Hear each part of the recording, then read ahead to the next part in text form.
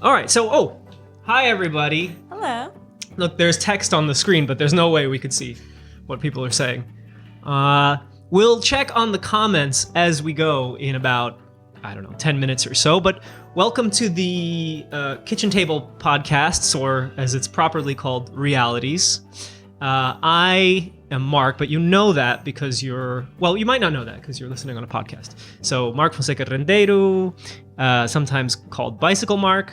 To my left is Janelle Ward. Hi, Janelle. Hello. To my right is Amna Chowdhury. Hello. And I have brought you two together. You've never met, as far as I know. And this is the idea of having not just a guest for a podcast, which is nice, but also bringing friends to talk and people who I think are great thinkers, keen observers of our world, because I'm trying to figure out, much like perhaps some of you, what is going on. But so today we're going to step back and look at something, and it starts with a bit the research that you do, Janelle. You and I met 15 years ago in this country at the University of Amsterdam as communication students. We had such hopes. Even at that time, I would not have known where it was all going to go, right? But somewhere along the way, here's what I remember. You were studying young people and voting. Yes, politics. Yeah. Even the PhD was about that, right? Yeah. Yeah. Because you're trying to figure out what the young people are doing. But yeah, I started with political communication. It was back in the day when websites were new. Actually, organizations, political parties were getting online, and that was really new to even have a website. Forget social media. That's how old we are, right? There wasn't even Facebook back then. Yeah. And so the idea was if you put, if you make a nice website, then young people will suddenly become more politically engaged. Yeah. So I guess the bridge is that I've always been interested in how people use technology in some way. And it used to be politics, and now it's online dating. Yeah. And even the world of online dating, I do remember, and I'm not ashamed or whatever, that back in, and it was Amsterdam for me in that time, 2005. No, that was a little too soon still. But still, there were some early forms of it, right? There was, we don't need to advertise for services, but there were sites where you would make your profile, and it was all kind of based on what we knew, I think what we knew on social media, really. The way, you make the only difference was, of course, the purpose, but still, I think it was sort of, we learned, I don't know, otherwise, how did people know how to behave or determine, Yeah, you're given this format and you just kind of have to go with the options they give you. For me, I ventured into it very briefly. I think it was 2006. I did a month on a site, which will remain unnamed. And that was before Facebook for me. Yeah. I was blogging, because we were both blogging back then. Yeah. But I hadn't made a profile. MySpace. I didn't really like MySpace, though. Right. But it was one of the first times, making a profile and kind of selling yourself, finding a way to show who you are online. Yeah. But it was even before Facebook for me back then. Yeah. So humans were using websites, and in that case, early forms of dating websites to meet potential mates, partners, all these different categories of people you want to meet. So, I don't know, it's fascinating to look back on what people were doing then, but we could spend a lot of time on that. But you are not spending your time researching that. You are spending your time on, specifically, apps. Mm-hmm. And you chose to zoom in, at least in 2015 and 16, on Tinder. Mm-hmm. There I go, promoting a specific one. But still, because it is such a, what's the word? Ubiquitous? Yeah. It's a big one for those of you who perhaps live under a rock. Because really, it doesn't matter what country you live in at this point. They're finding ways and uses all over the place. So how did that happen? Well, I was using Tinder. A friend of mine had said, you have to try this new app dating thing. And I really had no idea what to expect. Yeah. But it was very easy, right? Yeah. It connects with Facebook. It was like, choose some pictures. And then all you can do is choose, how far away do I want my matches to be? Yeah. what age range do I want? Do I want them to be male or female or both? And then you just go. There's no big profile to fill out, no, compatibility questions to answer. Yeah. And I remember the flash I had sitting on my balcony, and I was swiping. And I was just going faster and faster, and it was only one of the first days I was using it, and I thought, how am I making a decision about someone like that? I mean, it was just like, no, that fast. And I thought, this is crazy. This is a person. How can I make that decision so fast? And then I thought, well, people are doing that to me too. Yeah. Nobody's sitting there and spending 15 minutes on each profile contemplating which way they should swipe. And it was fascinating to me. Yeah. And of course, it's not that different. There are things that are different from websites, but it really fascinated me. And I was tired of the politics, and I was looking more at organizations than people, and I'm interested in people, right, and how they present themselves, how they communicate. And I thought, I'm going to do this. I'm going to switch. Yeah. Topics. So it started with my personal use, and it became this big academic project. Yeah. And even then, I mean, that was, 2015? 2015. And I ask about the year. 2014. Yeah. Just also to keep in mind for people listening, that way, as time goes on, the way people use, I think, these apps and such changes. But that's just me going out on my sort of observation/opinion, right? I mean, it's like the internet. Like when we first started using it, we used it for certain things in certain ways, and then as we get older, older as population, we start to use it in different ways, and it means different things to people. But I'm guessing you ran into that. We'll talk about it. So the research begins, and you decide what's the best way to study what people are doing, or what's the best way for you. Well, I looked at past research into online dating, and it was websites, obviously, the older research. Yeah. And a big strand of that research comes from social psychology. So they're looking at self-presentation, how people present themselves in this different environment, in this new environment. And I thought, okay, well, this is brand new for me. So I'm going to sort of take it from there. I'm not going to go in a totally different direction yet. Let's start with that. And let's talk to people. I'm a big believer in qualitative research. I want to talk to people and hear what they have to say and hear about their experiences, not just have them fill out a survey. So I thought I'll find people to interview in the Netherlands, Tinder users in the Netherlands, and I'll ask them about this whole process of self-presentation, all the way from what are your motivations for being on the app, to how did you select your pictures, to how do you choose your matches. And then I talked to them a little bit about how they communicate with their matches, but I haven't even published any of that because it was so much information just from the first part of that. Yeah, I mean, it's cool that people were actually willing, right? Because there's a certain amount of, well, I guess, I don't know, is there a certain amount of, I don't want to talk about it, or I don't want to be public? Well, it's anonymous. And I also think the stigma is, there was a stigma at a certain time at the inception of such a service, but as time goes on and everybody has a bit more familiarity with it, the stigma has started to diminish. Right. Yeah. I mean, I think it has diminished. I agree with you. But I think the stigma, and I've also really seen that as a researcher who's gone from politics to, love. There's a stigma about sex, because when you say you're using a dating app, there's something about love and sex and romance, and people get uncomfortable. And I think people are sometimes uncomfortable talking about that because it is a very personal thing. Yeah. So I think that may be where the stigma comes from, which really has less to do with the technology than the topic.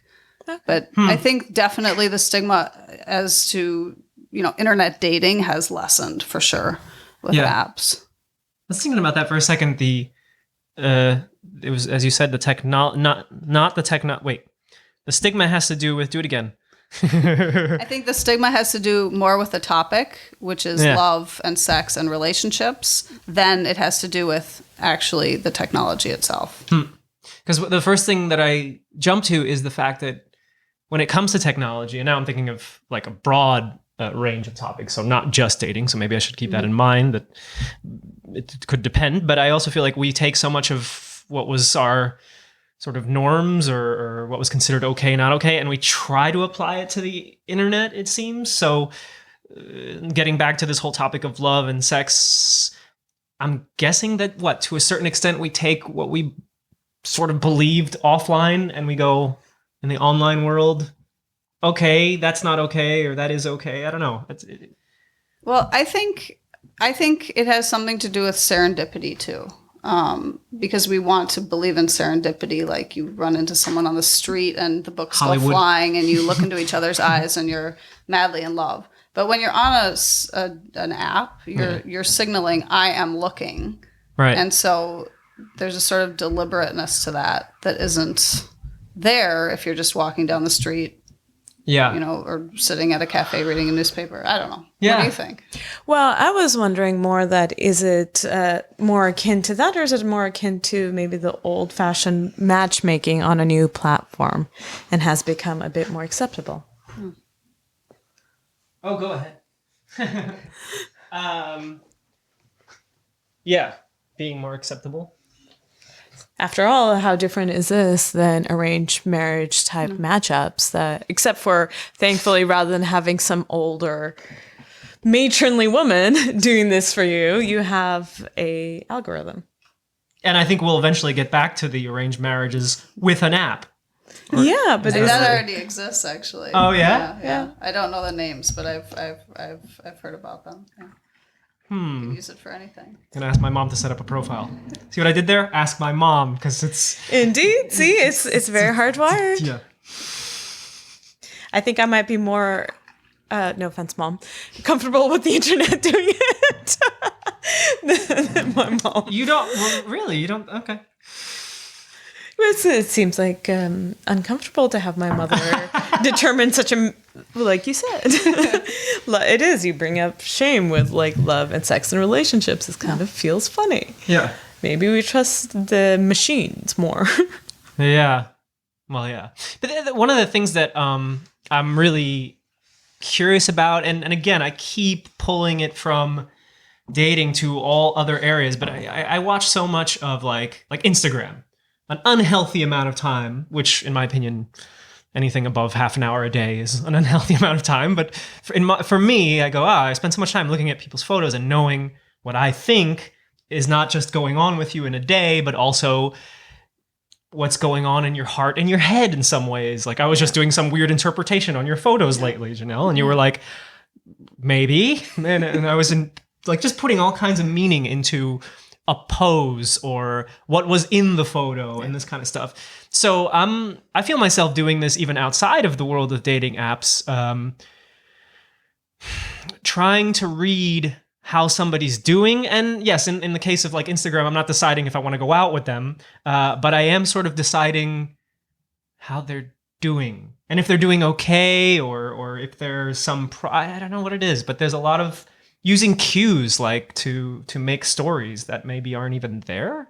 Yeah, well, I mean, I think we do that across any platform. And I mean, the self-presentation thing, of course, you can use it to study dating apps, but you can use it to study any social network. Mm-hmm. And what you're talking about is an interest in people you know, right? So you're trying to read cues into people you know and people you understand. And if there's a change in what you would expect, you think, hey, this is different. Are you okay? Yeah. But that's a totally different thing on a dating app because you're looking at perfect strangers, looking at people you know. So there's a similar process going on, but I think the goal is different because you don't know them. So you don't know if they're just normally weird like that or something is actually wrong. Right. In the case of my people on Facebook, I know a little something about you. So they're your friends or your Facebook friends. Sure. We're Facebook buddies. I'm worried about you guys. No, I'm not worried about you guys because it's all joy. That's the other. This is probably for the end of this podcast, but there needs to be maybe that's where I need to go back into academia, where we study the presentation of yourself as doing really great on Facebook and the importance of looking like you're doing really great to the point that, look good, feel good. Mm-hmm. And so if you look like you're doing great, you must be doing great. And I don't know. I want to know more about this and I want to sort of examine it with like a magnifying glass. But anyway, back to your research. So you go about interviewing people. They volunteer. Right. And so are the interviews ever in person? I mean, how do they proceed? I'm kind of curious about some of the details, I guess. Sure. Well, what I did was I created 2 fake Tinder profiles, one male, one female. And the name of the profile was Tinder Study. This is completely, fake Facebook, profiles, fake Tinder profiles. Yeah. And basically, I just put with the Erasmus logo. Erasmus is where I work. A researcher at Erasmus University is looking for Tinder users to interview, and you can, email me and I left an email address from the university. And so the emails came in. That's how I did it. So people would just see the profile when they were swiping because it was an active profile. And that's another topic, but I got enough men. Immediately I had to shut it down, and the women it was much more difficult to get women because women, to men it was a 25-year-old researcher who wanted to interview them, a female. And for women it was a 25-year-old male researcher who wanted to interview them about Tinder. That was what I realized. It's not received the same way. Yeah. So the women were a little more difficult and a bit more suspicious and wanted to see my credentials. And the men were like, where should we meet? Yeah. So it was funny. So, I interviewed them all in the fall of 2015. There was 21 in total. And we met where they wanted to meet at a cafe or a bar, something like that, all over the Netherlands and major cities. And mostly Rotterdam, Leiden, Delft, The Hague. And we did an interview, usually about an hour. I mean, were a lot of participants also kind of curious to know, like to be studied and to compare and to... Yeah, for sure. I mean, the interesting thing about the interviews generally was people would say, okay, well, this is an interesting project. I mean, of course, when you advertise this way, you get people who are interested in research to some degree. They want to do an interview. The people who don't, well, you don't know what they have to say about it. But everyone did say, well, I don't know how we're going to talk for an hour. How can I possibly talk about my Tinder profile for an hour? And then they did. Yeah. So it turns out people did put a lot of thought into it. Which pictures. And then, of course, it's not a static thing. You can also change your pictures and experiment and see what works. Right. Interesting. Did you do that when? Well, I think that... with me and between all my friends and whatnot, that what I've seen, it's just, it is experimentation, and then also probably feedback as a response, what you get. And then you hear, oh, can I have an additional picture? Then you find out that, oh, you need to have a full body shot to be checked, at least in the United States, it was to check if you were fat. Oh, right. Okay. These are all the sort of unspoken rules that everybody knows, but nobody knows. And you learn them by doing. Yeah. And yeah. But for me, it was not, like I said, unexpected. I'd gone through the arranged marriage route. I found it to be identical, because when you have to go through the arranged marriage route, you have to provide something called biodata, which is basically a resume of what you've achieved in your life, which is somewhat similar to the really quick blurb that a Tinder user will use, like whatever. Mm-hmm. And then like a body shot and a face shot, and then an activity shot to show your interests. Okay. Yeah, so it seemed to be at least run along the same lines. Humans are always interested in the same things. So there's like a whole dossier on you. Yeah. It's a resume. Yeah.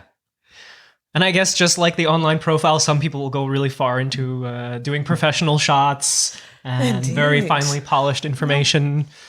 Yeah. Mm-hmm. Which doesn't always convey what they thought it would convey. It might be, why do you need a professional shot? Why do you need to have soft lens?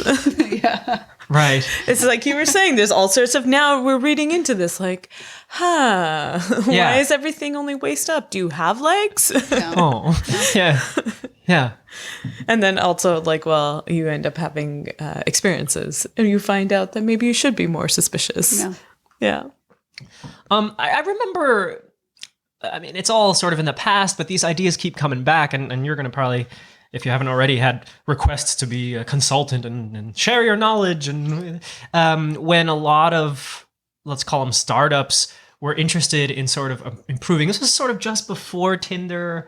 They were interested in improving on what was then a very basic model of make a profile. What do you like? Okay, if you like these things, if you like tea and strawberries, then this person here likes tea and strawberries. You're a match, right? Yeah. So then I remember I was like listening to public radio in the US, and someone came on, and I remember the company. It was, well, anyway, chemistry at the time. It was a she, Yeah. and she made chemistry. Sounds funny, because she had an algorithm, right? I think that's the term. I'm not very good with these things, I guess, obviously. But it was, I have a better way that I know that people will get along. And it's not just tea and strawberries with tea and strawberries. It's like, oh, opposites attract, or something in between. A lot of other, obviously, since this was 2008 or something, a lot of other companies and sort of projects have come forward to try and experiment with this formula. I mean, I'm curious about it. I don't know if in doing the research that you're doing, you also find yourself recognizing how it could be done better, or maybe you notice a company that's out there, a service that's out there that does do it in a different, interesting way. Well, that's what's different about the dating apps, at least like Tinder, because there is an algorithm, but that's another story. But there's no apparent algorithm to choosing your matches other than these three features I mentioned earlier: geographical proximity and sex and age range. Right. So you can't choose all these other things. And the owner of Tinder, the founder of Tinder, actually said in an interview when it was just blowing up, well, actually, the reason this is so successful is this is how people meet in real life. You don't see someone attractive across the bar and say, excuse me, could you please fill out this questionnaire so I can check our compatibility? Right. It's that moment. It's that just yes or no, right or left swipe. That's what we do when we walk down the street. That's what we do in a bar. So we're mimicking real life more than these compatibility websites, using all these compatibility measures we're doing. Because you cannot guarantee, that's why people want to meet, right? If they're looking for a partner, you can match up and know I'm a 90% match with this person, but you need to know, are they attractive to you? It doesn't matter if you have all the same interests. There's something else there. There's a magic there about it. And maybe that's where the serendipity thing comes in again. But that's the difference, I think, with it's a backlash in a way against all of that computing and matching. It's kind of like, let's just, show people a picture and see what they do. Yes, no, yes, no. Yeah. And what do you think about the way it presents you as a match? It kind of seems to give you like a bit of a reward, like it's a bit of a flash, the way the app. Yeah. Well, I mean, researchers who've looked at Tinder have found a lot of people do use it for entertainment, and it really is set up like a game, isn't it? Yeah. And it's like playing the slots, that lines up, and you get this jolt when you see that it's a match, and then it even says, right, like, do you want to message your match or keep playing? It's not even swiping; it's keep playing. Yeah, it's very much sort of a game the way they set it up, but. Yeah, it's a game with other people at the end and the possibility of love. So it's high stakes. Indeed. Yeah, this idea for a topic, I mean, has existed for very long, obviously, but you spoke at a place here in Amsterdam, Pakhuis de Zwijger, and it was a night on the topic of online dating. And I came specifically to hear you speak, so I skipped the first. Oh, you did? You gave me a sort of heads up of when you were speaking. Okay. It was really interesting. Well, it turns out, I should have, There's a video online. You can catch up. The whole session? The whole thing. Well, I was also suspicious, not of you. I knew that would be good, and it was. But before that, right, there were all these people from the different apps, or at least representation here in this country. One. Really? Yeah. The rest were academics, mostly. Oh. I thought there was a lot of company people. Oh, okay. Just one. Although then there was like a speech by a guy. Again, it's like becomes also a source for performance art. And he was talking about how he's on this project to go on as many online dates as possible in the Netherlands, I guess. And then it was a mix between, I thought it was interesting, but a little bit of a brag, like how many people he could meet in one night, and then like look at his watch and, okay, gotta go. And it was also like a social commentary on, in a way, like, what are we doing? And is this okay? Or, I don't know. I don't know if you remember that guy. You were probably preparing your own talk. The one before me? Yeah. The one who was reading his novel. Yeah. Oh, he made a novel. There you go. More performance art. Yeah. He was reading his novel. Yeah. So he just went on like a Tinder marathon or whatever apps he needed to use so that he could then write a book. Oh. Well, okay. I guess I have something to learn. Well, I mean, really, how many people don't really have the aim of writing a book, but are probably on somewhat the same spectrum of just going through a marathon because, again, like you keep playing. Yeah. Yeah. Well, that's... Yeah, and that's a certain element, the gamification of it, but also this, a symptom of maybe our era. Now I'm going to talk like some kind of old person, where, you know, we spend a lot of time indoors. I mean, old people often did. It's not particularly new. Or as we get older, maybe we spend more time indoors. I don't know. It depends on the city, of course. Like this city likes to go out now that the weather looks like that. But so you can stay home and then you can just... Okay, I've got this app. I'm going to go look around. It's a bit like it occupies your mind, right? It keeps you busy, whether or not you actually meet anybody or not. I think people spend... I always wonder, like, if I'm out somewhere in this town, like, is the person next to me, you know, they're on their phone, of course. Everybody is. And I used to wonder, are they listening to podcasts, which would be great. But now I find myself wondering, like, are they on a dating app? Oh, I wonder what they're swiping or what they're filling out or, you know, who they're laughing. And then everybody starts laughing at the table and I think, oh, they're definitely on a dating app. You know, this is where my mind goes.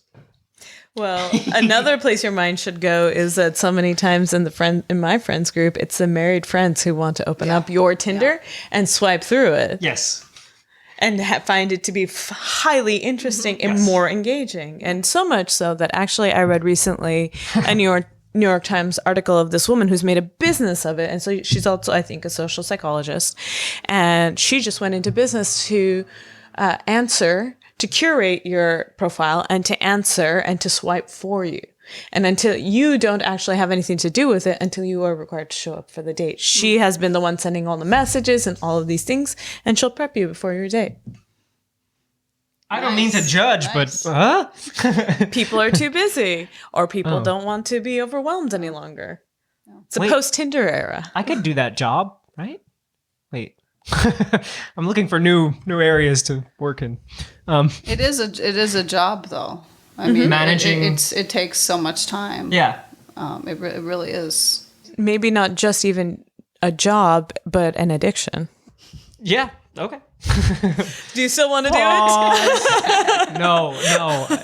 I don't know. It seems like a lot of work, obviously. Everything on the internet can be a lot of work if you spend a lot of time, you know, putting photos or deciding which photo or text, if you have to describe yourself. I mean, a CV takes much more time than you think it would, but yet you find yourself rewriting a sentence, and that's a bit of matchmaking going on with that. Yeah. Also, same thing. Yeah.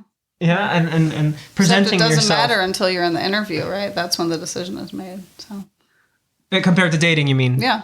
I mean, you can prepare your CV and do all that work to make it perfect and make that cover letter perfect to get the interview. But where the decision is made is in the interview. It's not with all the paperwork beforehand. Right.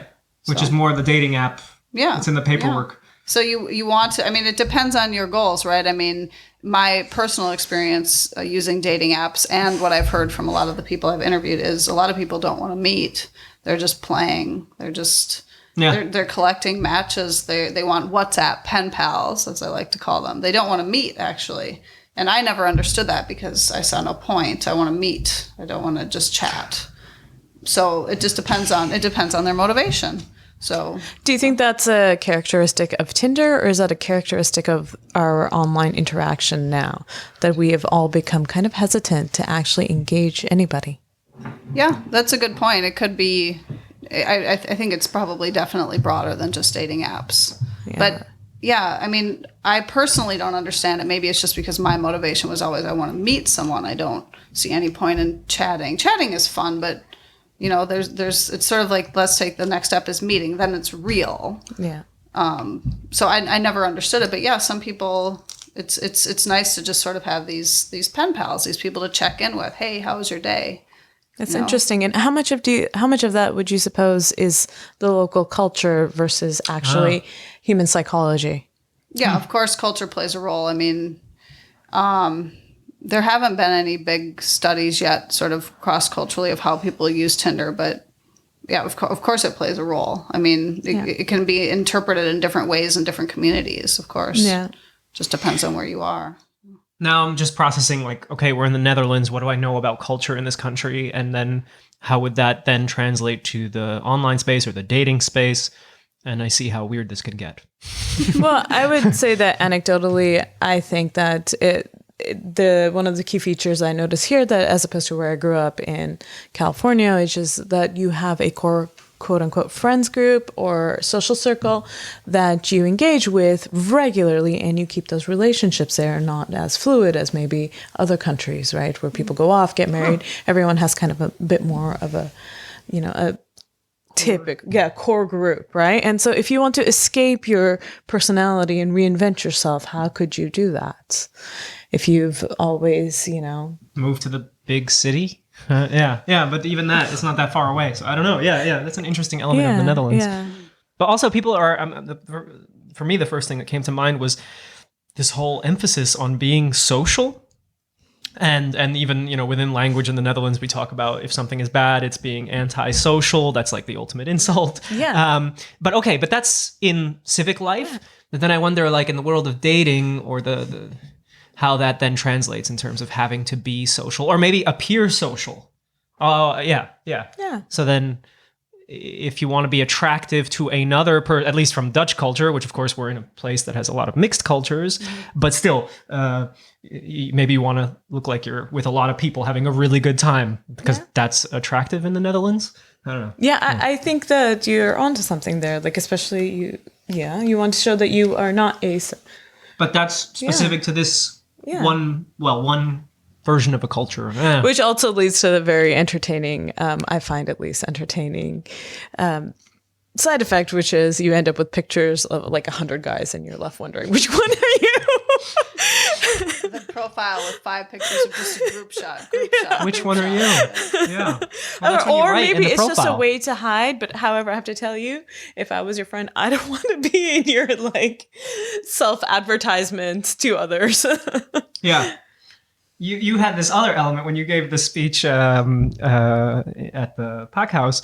You said at the end, you did it much better than I can, but you said, by the way, among the tips you sort of gave was the photos of you and your child. It's lovely, but maybe don't do it at least as number one, or you do better than me. What was it? There are other ways to tell people you have children than to show them on Tinder. Yeah, but people will. Well, yeah, people have their children on Tinder, and it always. I had no problem. I mean, I have a child myself, but I would never put him on Tinder. I think long ago I had a photo where I was holding him so you could see the back of his head, so the message was clear. Which was? I have a child. I like to play naive. What's the message? But I would never put his face. And I mean, children don't belong on dating apps. I mean... And I mean, I've been curious about my own reaction to that too, but I heard it so much from my interviewees, from everyone I talked to. They say I immediately swipe left if someone has their child. But one person I interviewed had children. She said, "This is who I am. Of course, I'm putting them on here. This is part of me." But it's just I just heard it a lot. And every time I do a talk, people want tips for their profile, which is not what I want to do, but then I have to give some tips. So I always put that one out there because I've heard it so much. Yeah. I find that really interesting. A friend of mine told me once a long time ago, there's somebody for everyone. Right. And then I don't know how I feel about like people who have pictures of children. I'm just not the target audience. And so okay, I understand. Good to know, you mean? Like, you're glad that... No, I just like maybe if I did have another child, it would be something that I was... My child of my own, and I see somebody who has... And then it would match or something. Mm-hmm. But I don't know. I mean, individuals react so differently to other individuals. It's just really the biggest interesting pot of just throwing everybody together and mixing up and seeing what happens. But so Janelle, you do the research. You've done the research. You're not finished. I think it's ongoing. But at least the publication last year, and a lot of things that come from it over the last this year even. When you got to the end, at least for publication and stuff, where did it lead you? Like, so I understand how you got to the topic, right? And then the interviews and what you were looking around at. So after doing that round and this latest years of research, when you come out now and look around, what do you now want to jump into that maybe even was sparked by that? Well, Two things. So what I've started in the last year, I presented earlier this year, and I will in May, as well as I've gotten really interested in arts-based research, and part of that is called autoethnography, which is kind of a combination of autobiography and ethnography. So basically, instead of completely leaving yourself out of the research process as a researcher and saying you're an objective researcher and your own experiences play no role in your findings, it's actually embracing that subjectivity.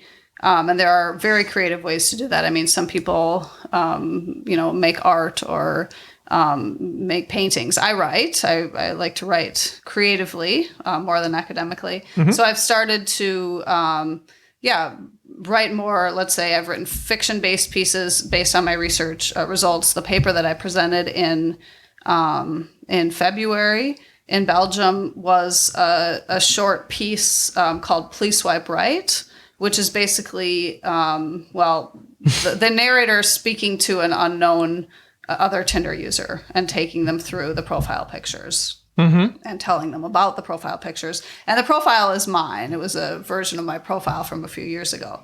So I presented this paper. I read this piece with the pictures of my profile sort of flashing on the screen behind me. So it's a different way, let's say, of getting people engaged in the topic than just simply presenting a very formal academic paper. And it's kind of a combination of my passions now. I love doing research, but I love writing creatively. So I'm getting to combine that a bit. So in terms of presentation, I'm doing things more like that. I also wrote a screenplay last year with a writer and a director from Italy who I actually met on Tinder. And we discovered we both write, and he asked me to write this with him. So it's now, we'll see what happens with that. But that was also based on my research expertise on this topic. But yeah, in terms of topics, I talked about it a bit at the POC House.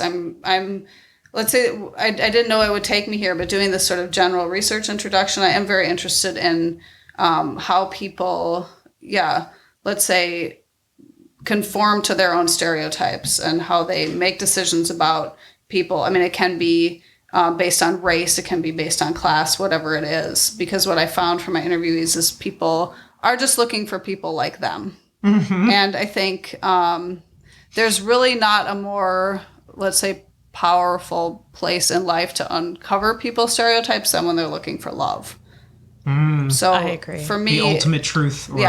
So for me, that's a really interesting topic to pursue. Just from what I heard from my interviewees, I didn't necessarily expect that, but it was really, no, I won't date someone who's not white. And I was really surprised people would say that, or no, this person, you talked about the groups earlier, and I had several students, university students, who would say, well, there's a certain kind of group a person needs to be in, and they need to be wearing a certain amount of certain kind of clothes, and they need to be in a certain setting.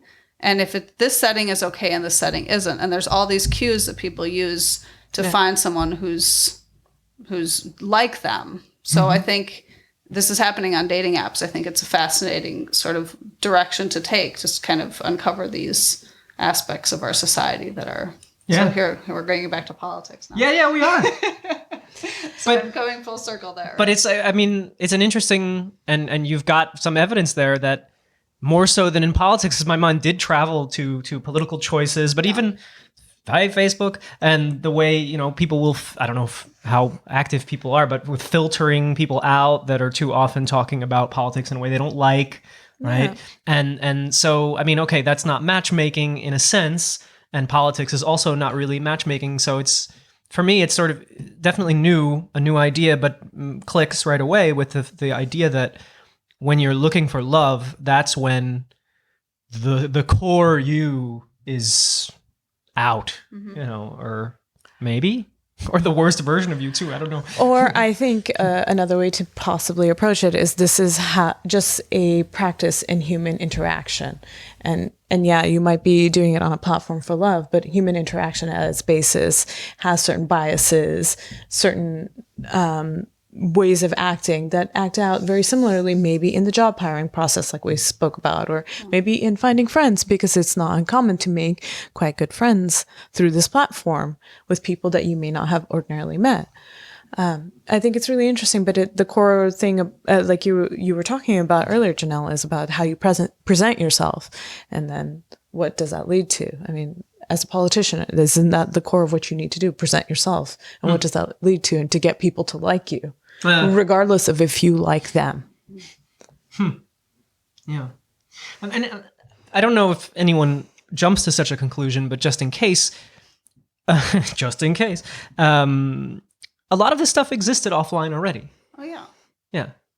Okay. Because sometimes I think we tend to blame, social media or dating apps. No, I think, I mean, so, earlier you said it's like arranged marriage. There are similar aspects to it. And I would agree with you, but I would also disagree with one point, which is, I think that also is a little bit about the stigma, is that when you find someone on a dating app, you don't know anything about their background, right? Even if you go to the pub you always go to, you know the kind of people who are hanging out there. It's usually a certain kind of people that hang out in places. People, if it's a student pub, for example, they're probably a student. They probably come from a relatively, good background. They have, aspirations for a white collar job. All these things based on where they're hanging out.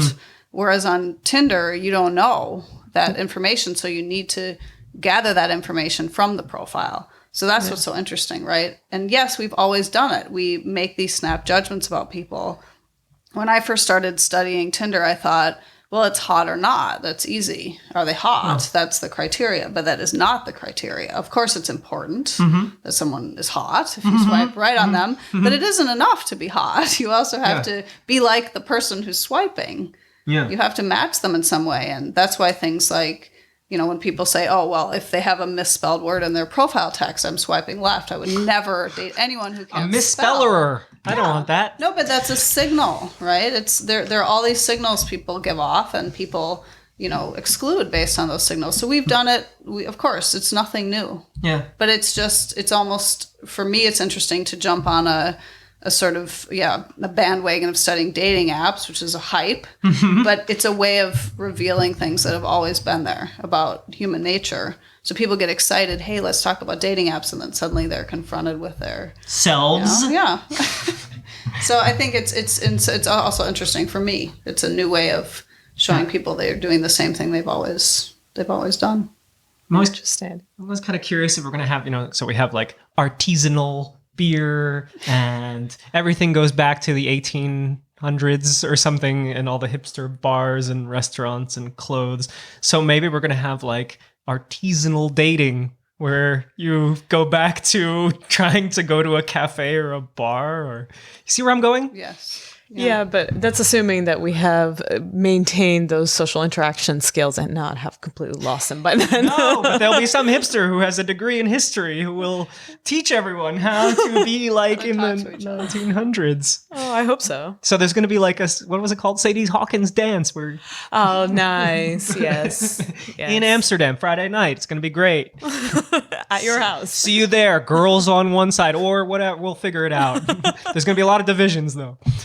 Yeah, but it happens. I mean, there are apps that have, slowed it down and said you only get one match every 24 hours. So look carefully at them. For example, and there was this huge push a couple years ago. There was this article in the New York Times called "To Fall in Love, Do This." Did you read about this? And it was based on an article in the 90s that the study wasn't even about falling in love. It was about interpersonal closeness. And they had people answer a series of questions that sort of forced them to disclose more and more to their conversation partner. And then they found that they felt closer to their conversation partner. So and I did an event in Erasmus 2 years ago using these questions. And then I was looking for it online. And they also did it in San Francisco. And they've done it in several places in the U.S. It's kind of this slow dating, right? You get to talk to one person for 45 minutes and answer all these questions rather than speed dating. It's slow dating. I just had a flashback to having gone to speed dating in 2005. Yeah, and even speed dating is slow dating compared to app dating. Yeah, indeed. That's a good point. It's like I have to sit here for 3 hours and I only get to talk to 20 people. And what do you think of Tinder develops the ability to learn how to open a conversation, and it does not with many, many, many different people. So you always have a first, pickup line or whatever, but it really can create these people who only know how to start conversations and not carry them on. Yeah. The starters. Or for that matter, relationships as well. No, I think it can be a problem, right? It can be a problem if you get addicted to this match collecting and this rush you get from the it's a match screen. It was a rush. I remember it. It was really like, and then you think, yeah, keep going. It's like playing the slots. I mean, I'm not a big slots player, but I know I really feel like it's a similar thing. Yeah. So it gets us really good at that part of it. But what happens later? And in my experience, most people are not good at that, really, because they don't want to meet. All right, here comes one.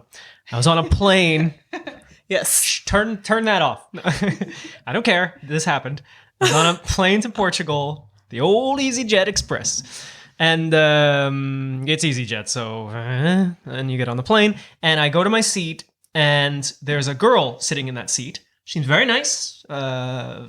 From her general aura, I believe in auras now. Okay. And I looked, and she was sitting in my seat, according to the numbers. And I said, hey, what number do you have? And she looks up kind of nervously and says, in a bit of an Eastern European accent, she says the number.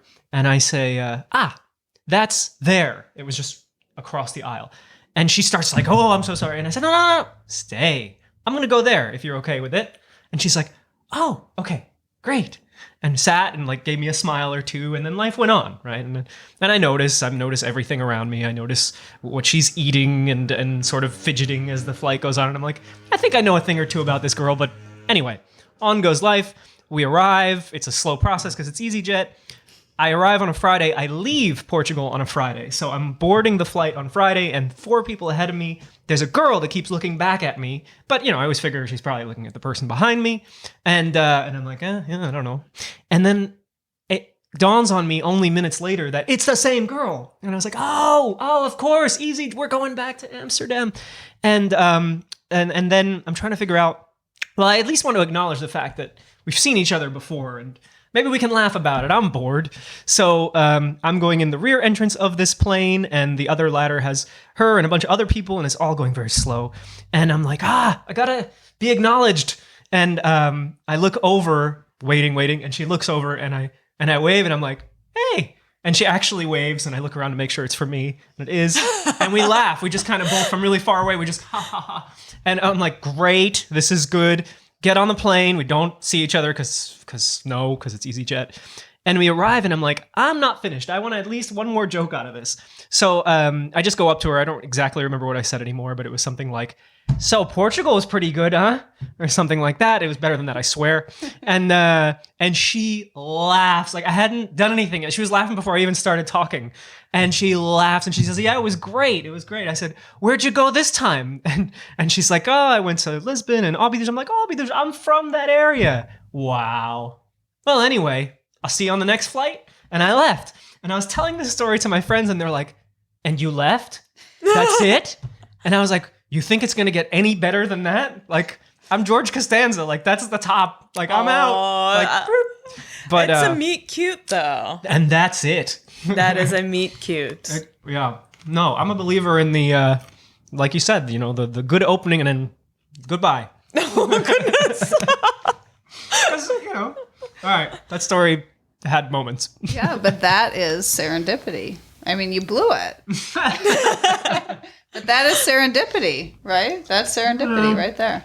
You see each other again, and it's this magical story. Well, that you can tell your grandkids, but not now. as we board an even cheaper flight than EasyJet in the future.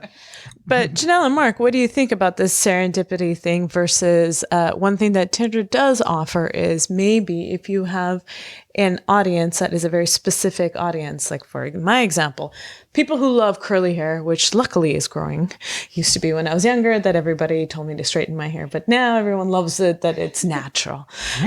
But, say it's just a 1% of the population who would find that appealing, but Tinder gives you access to all of those people who do find that aspect of you appealing. It could, you can substitute in any physical characteristic, any other social cue, anything like that. What do you think about that?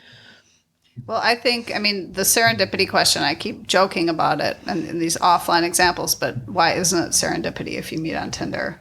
Right. I mean, of course, it still could be. But yeah, that's a great example. And I think that's why online dating can be a beautiful thing in a way, because you have access to this bigger pool of people, and you might just find someone perfect for you or you find very attractive that you wouldn't see as often in real life. Or I work 24 hours a day or any given reason, and then I just can't be in the general population or have access anymore. Maybe you're older or whatever. I don't know. Yeah, I'm still thinking about the whole question of, for the curly hair or the beard or something. Yeah, because otherwise for me, if I was that to use your story, I would be have to fly everywhere waiting for a guy to talk to me and hope that someday the person who liked curly hair would eventually have the courage to come up to me, like, okay. And they were already probably such a small subset of the population. What was the chance I would ever meet them anyway? So it all comes back to math, really. Right, and then there's that whole other area, but we've pretty much outlined this, so we don't have to do it, but the apps that focus a lot more on education, that was briefly talked about at the Podcast night, and these other elements that people think, more emphasis on that, please, so I can find a match that has a certain profile this is again. Exclusive, or we only match you with your friends' friends, and it's ways of only Harvard graduates. Yeah, exactly. No, there's a lot of sites like that. Yeah. To weed out the less desirables. It's terrible, but it's I have a master's student right now. She's doing her thesis on this idea of looking for people like you. How much that actually happens on Tinder, and she's interviewing half students at the university level and half students at the MBO level. I have no idea how to translate MBO. Like the non-university level. It's like, community college kind of? It's maybe. We're still terrible at this after all these years. I don't know. I know what it is, but I don't know what it is. But it's let's say high educated and low educated, and she's asking them about their selection process, and she's going to see. Ooh. Yeah, it's very interesting. Send her to Amsterdam for a little interview on a podcast. I'm not coming back. Always on the Mark Show. Yes. All right. Well, this has been fun, and I've learned things, and it's also been a cool opportunity to talk with you both in a different environment than we normally do. But I'll say thank you very much now, Janelle, and I'll put a link. Here's the part where I might have to edit, janelleward.com. Yes. Don't have to edit that. And then people can read not only the research paper from last year, but some more recent publications, and, like you said, the fiction stuff. It's all there. I never learned how to behave. Do people go to school for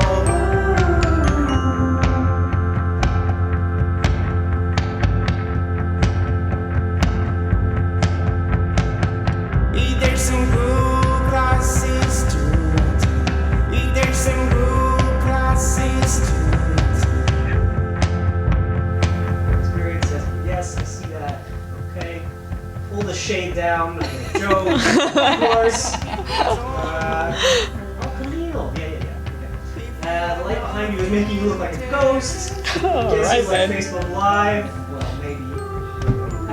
All right, that's good. Well, that just goes to show self-presentation. Yeah.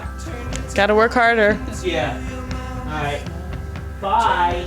Bye. To your mind.